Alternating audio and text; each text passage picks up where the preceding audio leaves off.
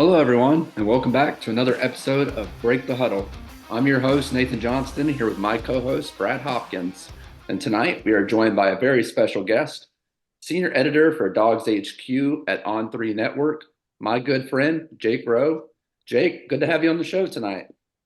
It's nice to be here, Nate. Appreciate it. And Brad, good to meet you tonight too, as well. Absolutely. Thank you, Jake.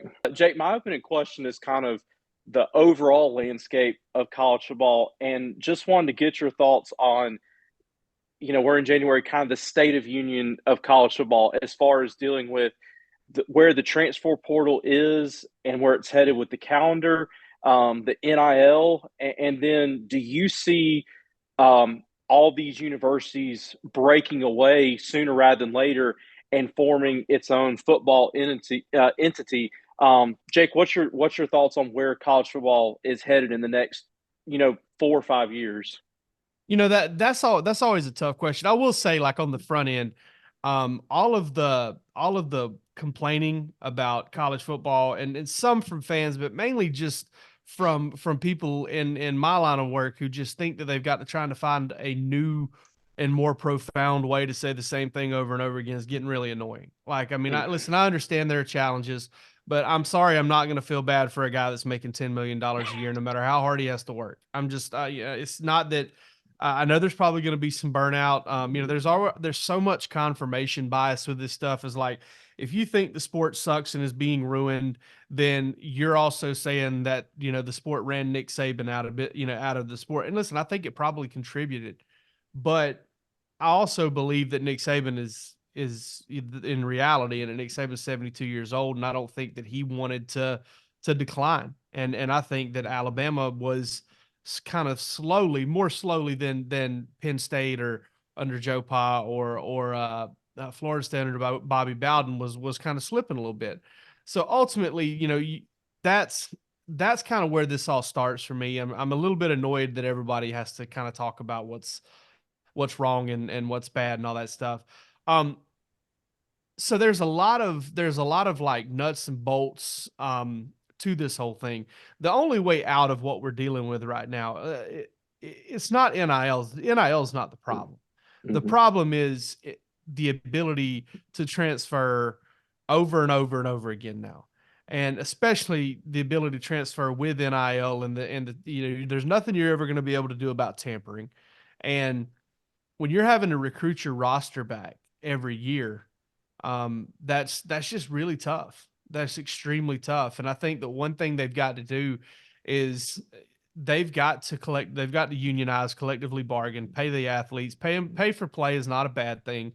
I was talking to Seth Emerson yesterday, and he goes, everybody brings up this pay for play thing as a pejorative, and it's not. It's happening right now via the collectives, and it's gonna happen. It's gonna have to happen in such a way that these athletes can settle into one spot for a period of time, and they can't be re-recruited every single year.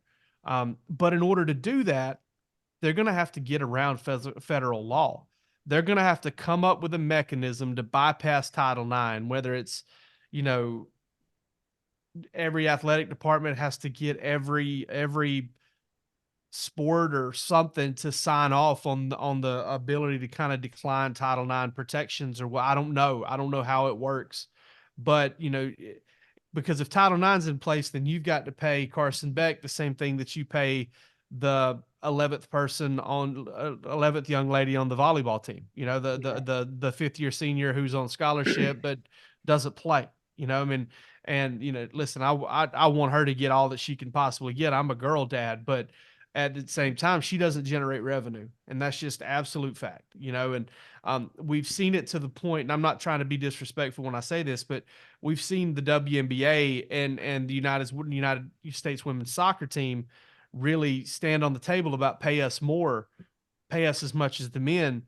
I mean, the revenue's not there, and that's just the stone hard cold fact about it. And I'm a big supporter of people who want to compete in those sports, but so they've got to try to find a way out of that. And I'm not saying women are the problem here. It's not just them. It's the men's golf team. Men's golf team is a money suck. Men's baseball, I don't think has been profitable in a few years.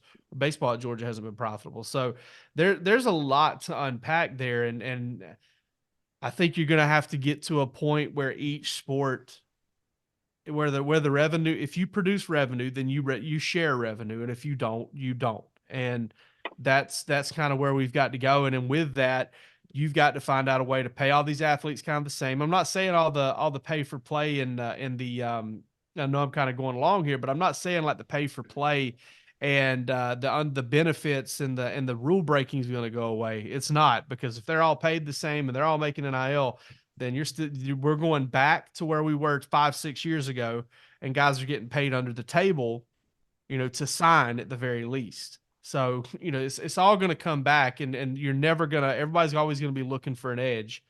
But I think you've got to try to find some way to get these guys locked in for a couple, 3-4 years, or hey, you're at the school until you're at the school until you leave for the NFL draft or you graduate again, or you go back to the old rules, but you're getting paid a salary by the school and you have the opportunity to be represented outside the program to make money in name, image, and likeness. So that's where we've got to go. I just don't know how fast we get there.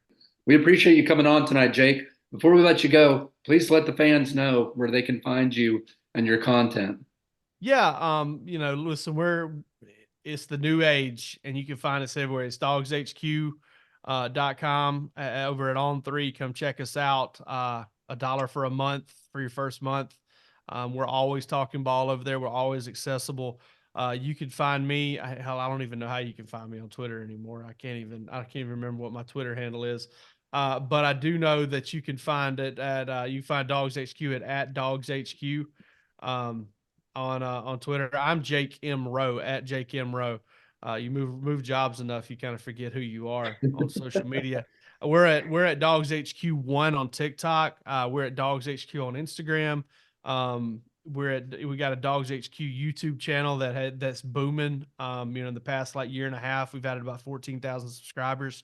So we're doing really well there. We go live every Sunday, Monday, Tuesday, and Thursday. So we've got a lot of programming on there you can come check out as well. But I appreciate you guys having me on, man. It's been a lot of fun. Yeah, thank you so much, Jake, and good luck on your season this year in T-ball. You'll have to keep us updated, and we look forward to having you on again soon. Yeah, we're gonna run the bases hard, and we're gonna play the game like it's our last game. We're playing hard. Sounds good. Well, we'll see you next time, Jake. Thanks again.